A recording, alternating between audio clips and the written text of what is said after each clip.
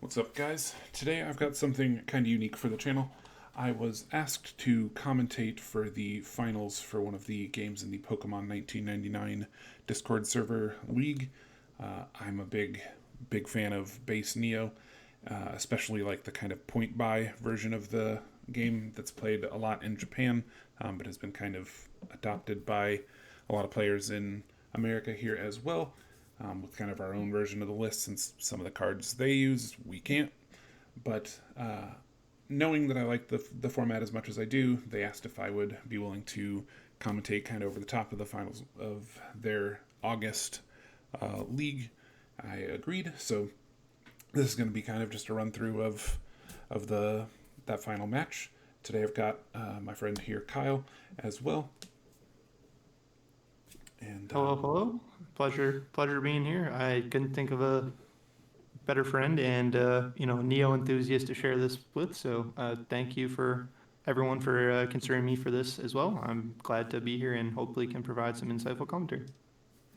so the Pokemon 1999 Discord, for anyone who doesn't know, is a retro or mostly retro based Pokemon Discord where they play the sort of WotC era of the TCG, as well as some of the kind of newer formats as well. But it's really focused on the older era of the game, the base Fossil, base Neo, base Gym, uh, base set only. They have like a 50 HP version of the game too, where like you can only use little guys. They just do a lot of stuff, and every month they do sort of a league style tournament that's a few weeks long for different formats. And this particular one here is for base Neo English point buy. And we'll get right into digging into that. Before we get too far, though, I want to also give a little bit of a shout out to the Mana Vault. It is a store located in Milwaukee, Wisconsin, and they are fantastic. They've recently decided to kind of support the league with some prizing and stuff like that. They're already an awesome contributor to keeping the retro Pokemon game alive. They've been doing like brick and mortar in person events for base Fossil, base Neo, RSPK. It's been awesome. I'm sure that's gonna keep getting bigger and bigger as it goes, and it's cool that they've decided to step in and embrace the Discord server as well, who's kind of keeping the people who can't travel as easily satisfied as well. First up, let's take a look at Charmaster's deck. He's playing a Houndoom deck. After my own heart, I love me some Houndoom, so I was excited to see this make the finals. His specifically is a dark Houndoom deck. Kyle, what do you think of this? Yeah, so upon first inspection, first step is to stop and appreciate we have Houndoom and the dark variety. You're supporting it with Porygon 2 here, which is a way to filter your basic energies into additional copies of dark, which is a nice way to essentially insulate versus discard had people, considered playing their, point buy restrictions towards removals of some kind. So you have some way to kind of like synthesize your basic energies, which is nice, especially considering Dark Condoom's Dark Fire actually makes you discard the dark energy if you have them.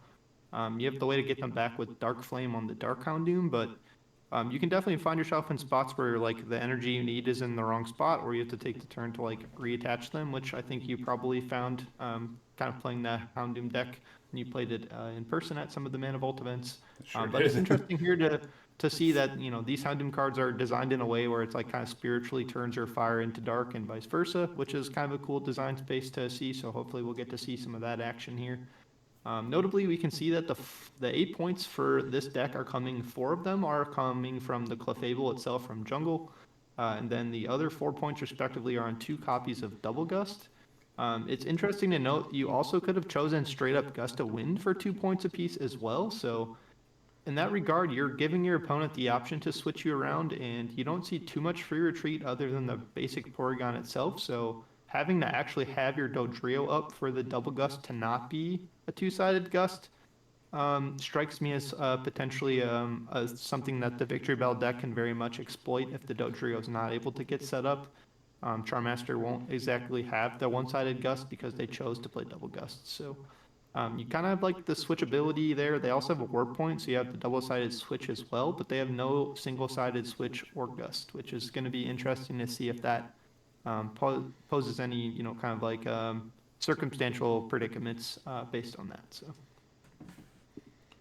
And then we have Krill Meat with the Erika's Victreebel Sneasel deck here.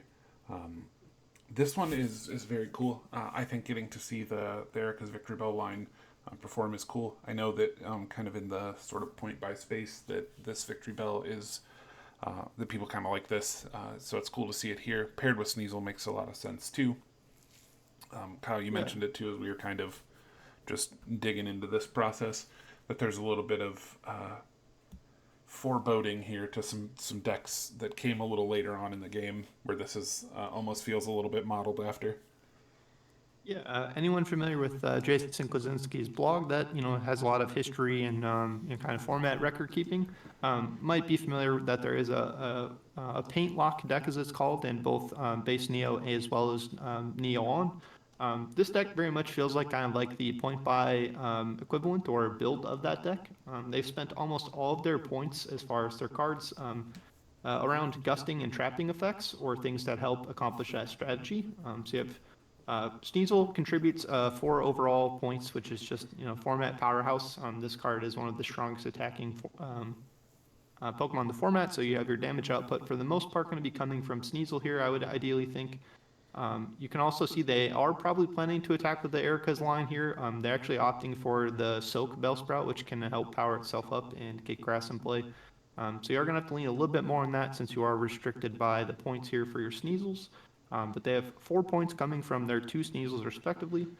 Then you have some points coming from Murkrow, a singleton point from Scoop Up, and then the remaining points are coming from 2 copies of Rocket's Training Gym, which actually adds retreat cost to basics.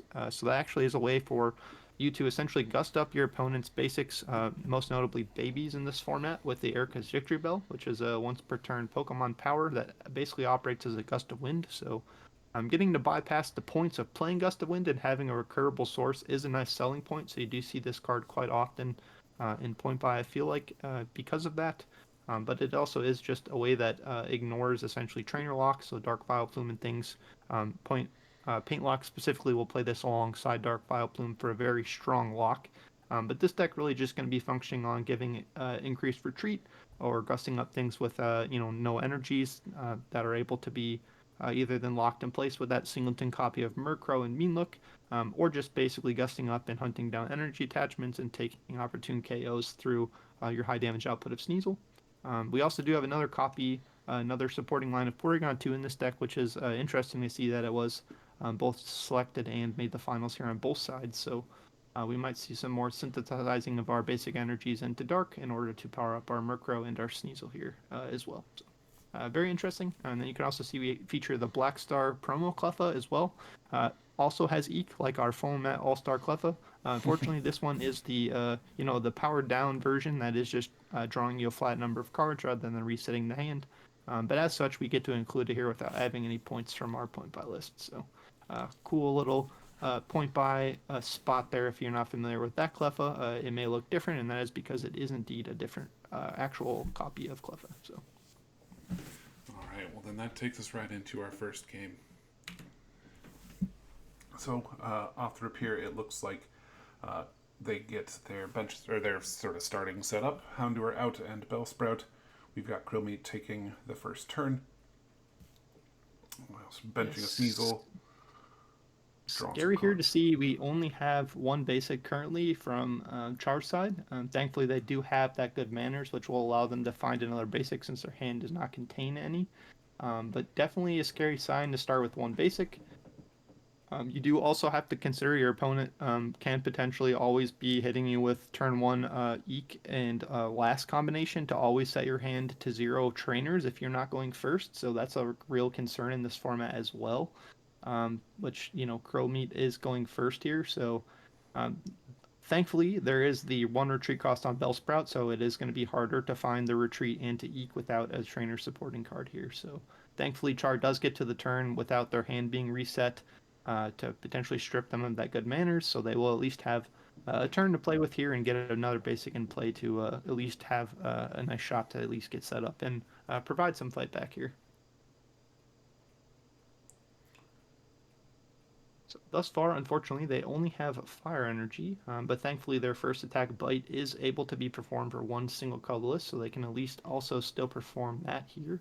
Um, Not really looking like we can really make use of that plus power here at this point, but we could, if we'd like to, warp point to bring the Sneasel active. I would be scared to potentially do that though. You are potentially giving your opponent the ability to start beating down, and if you're worried about getting benched here, you might just be happy that they have that Bellsprout in the active spot and not risk any kind of beat down shenanigans from the Sneasel side. All right, we get a fire energy on the Houndour. Good, obvious start there. I imagine we're going to see the good manners here.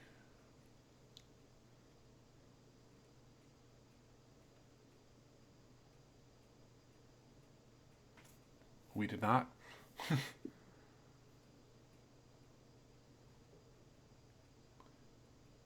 Yeah, that's a very interesting start there. I'm Bold strategy. Yeah, honestly, pretty confused why they didn't go for it. They didn't have anything inhibiting them from playing it, from my knowledge here. We start to see Porygon come down. We've got Darkness on Sneasel. They've retreated and they're now going in, getting aggressive. Like I said, they are able to potentially flex the Sneasel here, contingent on some heads. And we see Well, two, three heads, all three heads on Fury Swipes for the Donk. That is huge from the Sneasel there. But Char did provide that opportunity and not manners for their basic. Unfortunately, we do see a bench out there, but sometimes you do see games like this that don't quite set up in this format and base Neo as a whole, respectively. That is kind of a learning curve thing that I have seen with this format is sometimes people will be very, I guess, jumpy to, start promoting and attacking with their first attacker, but there's very much a point in the game where you might see a knockout taken, your opponent pivots to a baby, it may have a focus band on it, they might just hit you with a last, reset your hand, and, start eking to set up their board.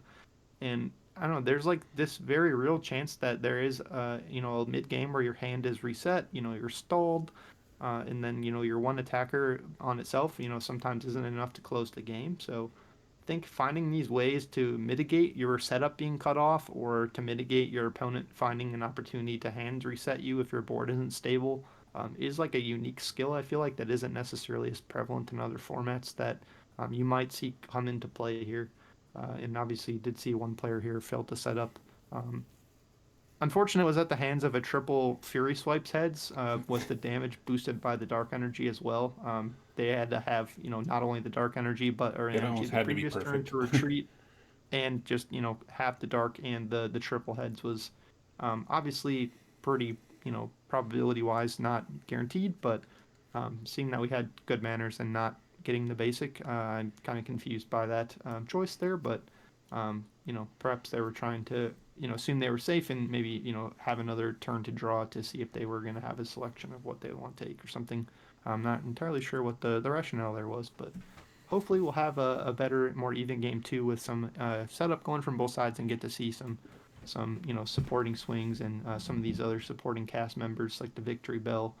Maybe see a Porygon 2 in action, get some Houndoom flair going on with some of those attacks. And speaking of that, leading into game two here, there was a little bit of a technical difficulty between the transition. It turns out when you are spectating NTCG1 and a new game is started, their game will start, but the game you're watching does not end. Didn't know that, so missed kind of the first turn of the next game.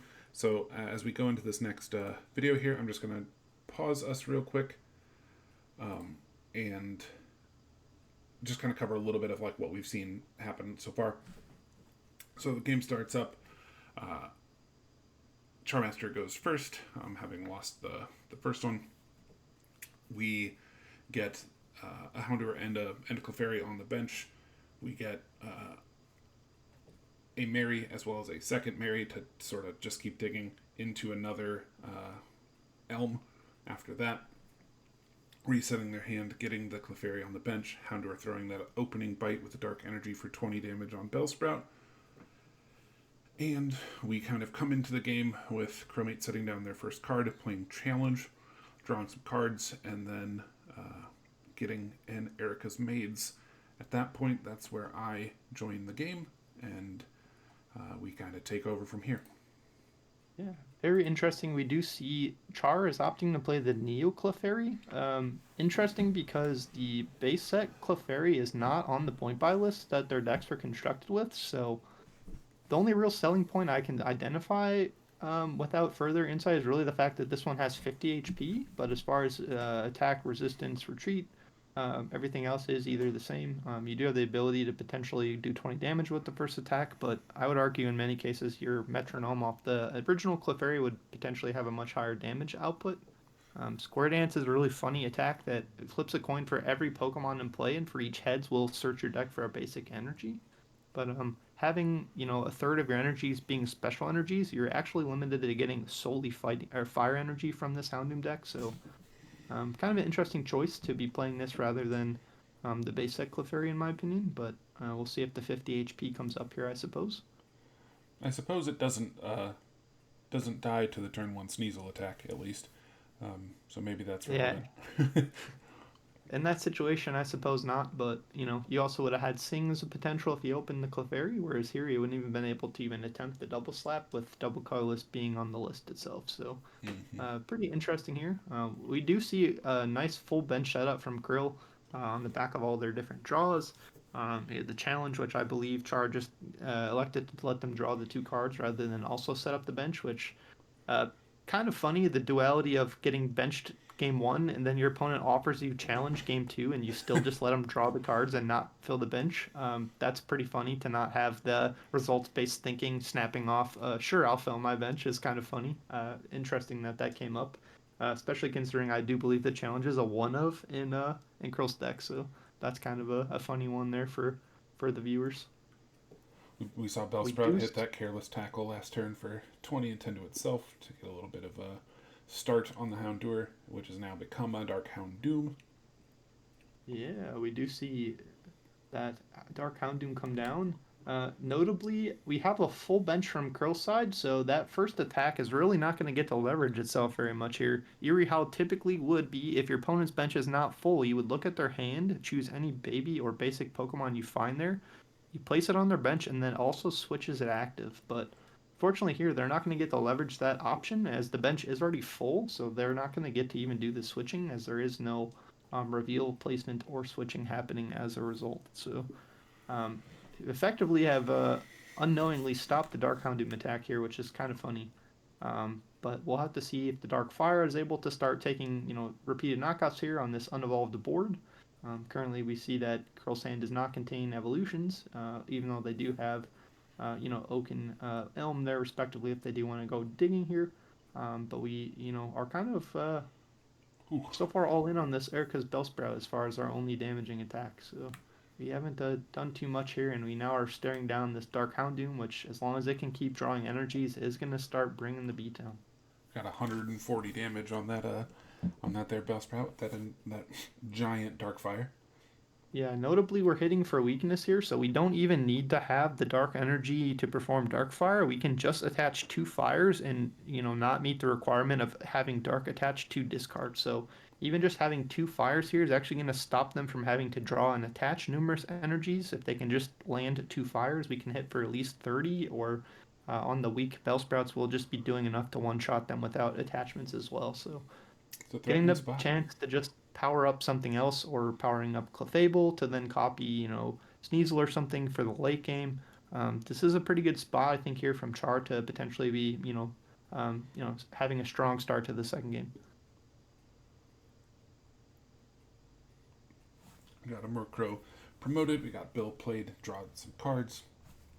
Just kind of deciding where to go next. Promoting Sneasel now. Yep, Murkrow's a nice free promote since it does have free retreat, much like Sneasel. So it's pretty easy to pivot that up there and make your educated decision and retreat respectively based on what you have for options here. With the We do Porygon see and two that we, Sneasels, they've got a pretty mobile yeah, bench, so they're pretty set up for that sake. yeah, we do see a Professor Elm here landing us Erica's Vileplume. Sorry, Weeping Bell? yeah, Weepinville, excuse me. To start our evolutions, and you started getting that gusting effect hopefully online here with the Victreebel in later turns. We Sneasel with do one see heads on that an attack for Yeah, we 20 do more. see a Fury Swipes with much less success in that huge haymaker of the first game, but able to land some damage here and threaten potential knockout next turn here with any heads in subsequent ones here. So we don't have to even commit multiple energy yet for this Sneasel to really threaten the only attacker on Char's side thus far. Hey, I'll take four heads out of six. That's pretty good odds. Yeah, yeah, we're still hitting a little above average there, and Sneasel for one energy getting in there is typically not something you're used to seeing. You're Normally you wait for that beat up. usually waiting for that second energy or trying to keep it away from having two energies, but the damage output is still subsidized by that dark boost, and that's enough to chunk through these dark Pokemon with low attack, with low HP, excuse me, and just basics, to really steamroll some of the early game here, especially when you're playing less copies of setup cards and your point buy is kind of restricting some of your trainer options as well. Sometimes that's enough to just get the ball rolling here in the point buy format. Charmaster with the Warp Point, switching into Murkrow and Igglybuff now. Porygon going into Porygon 2. Like we had said before, it's nice to see him hit the table here. See if it ends up mattering for the course of the game. Erika's Maids.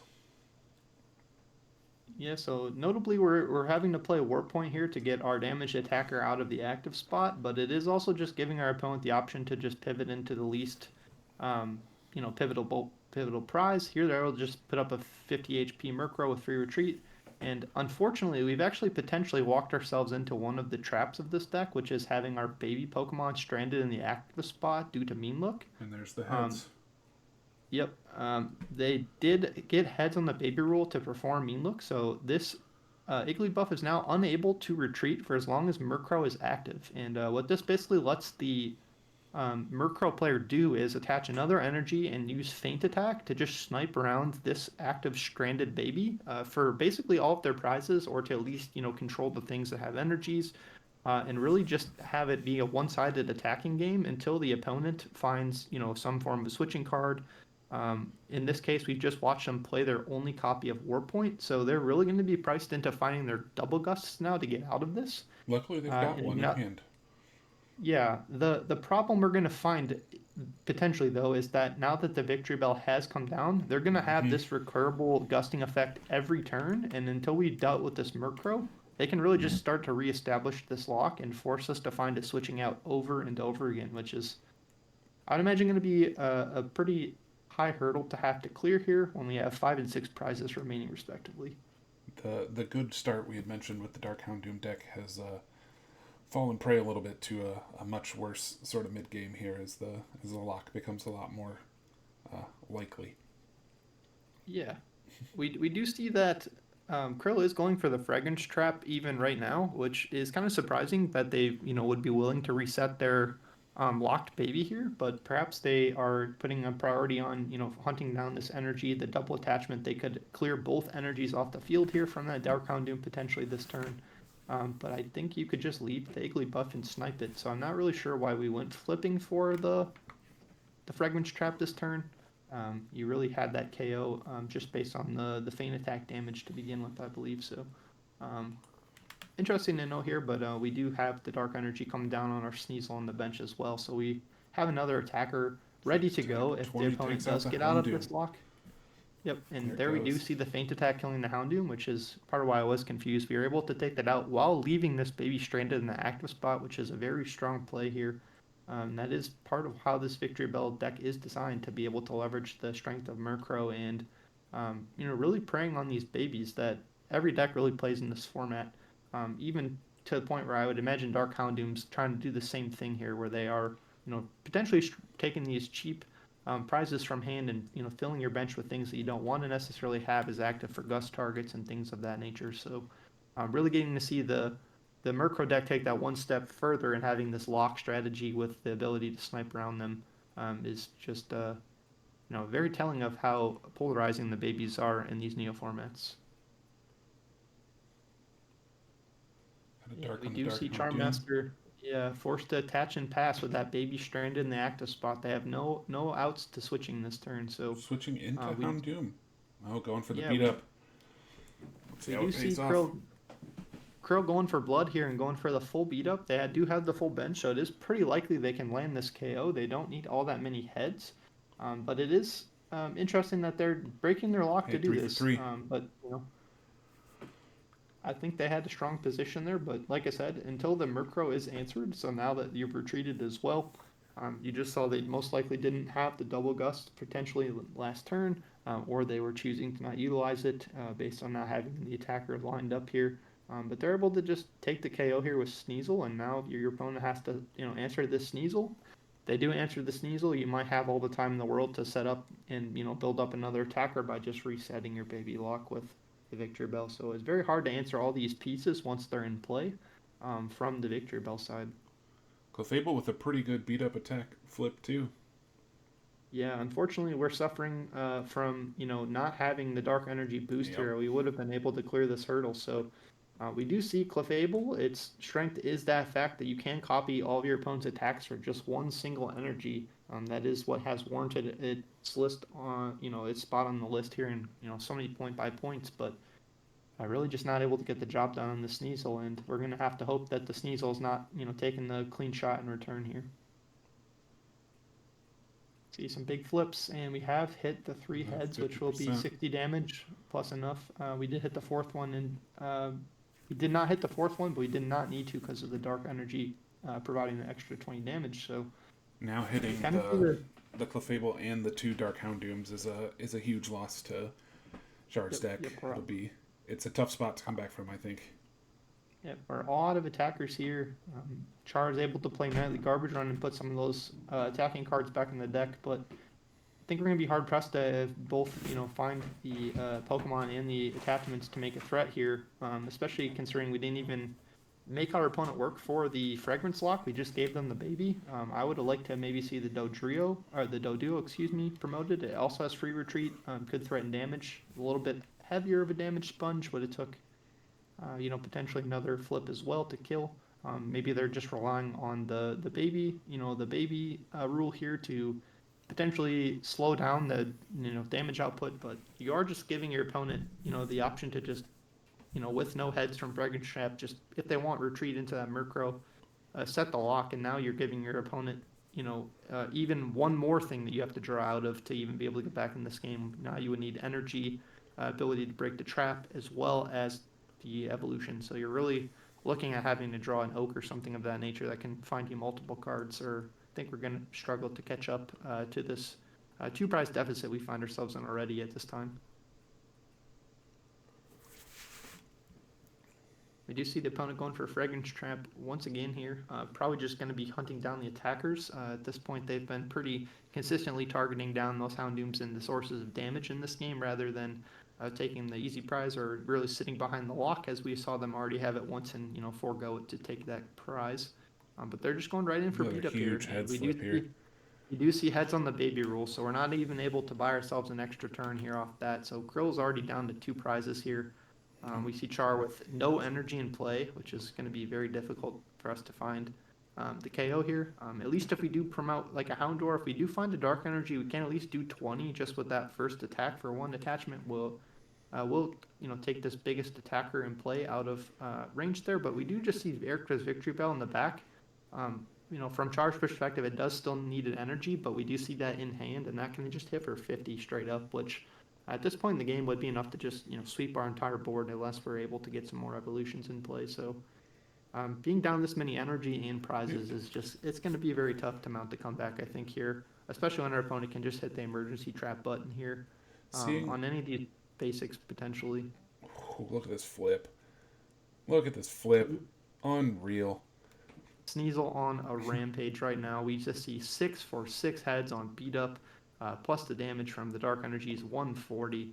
He's hidden and taking one shots, years and years in the future at this point. That's enough to kill Pokemon EX from, 2007 and things in one shot. So he's clearly batting above his, out of his league here. And this is one reason why you do see him carrying the damage based decks in the Neo format and being worth so many point by points here.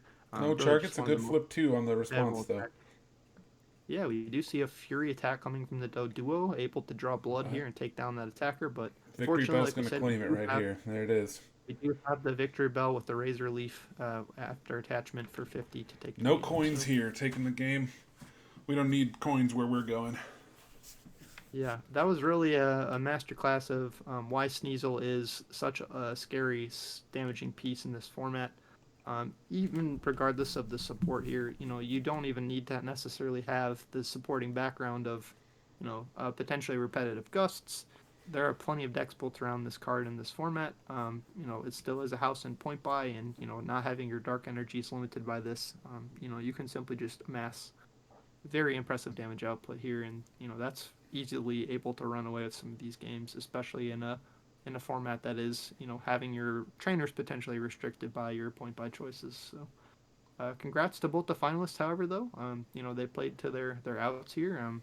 Hopefully we'll see them in some of these future point by and other league formats. I know Char's been someone who's been attending some of the in-person events as well, and I believe I've seen Cromeat's name around here, but I don't think I've met him in person. But thank you for participating in the 1999 events and leagues. We appreciate your continued support, and I look forward to seeing how these continue to grow, especially alongside some of our additional support here coming in the future from Manifold. So very I'm, exciting times to be a point by player, a retro player in general. So, I'm excited to see the sort of coverage for the league grow as well.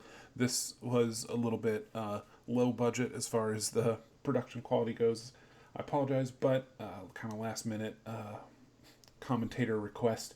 But as we go forward, I think they're looking to sort of recruit some additional kind of casters and keep the coverage kind of blossoming, get just a little bit more of this retro gameplay posted and just existing around the internet. I think, like Hal said, it was just a great example of seeing Sneasel be Sneasel. Love seeing Victreebel take the game. Shame seeing my precious Houndoom not make the cut here, but with a couple of early big advantages the Sneasel gave, that would have been a hard mountain to climb. Well, thanks for joining us here for this video, and who knows, maybe I'll get asked to come back and do some more of these. Or who knows, maybe I'll play in some of them even. Alright, till next time.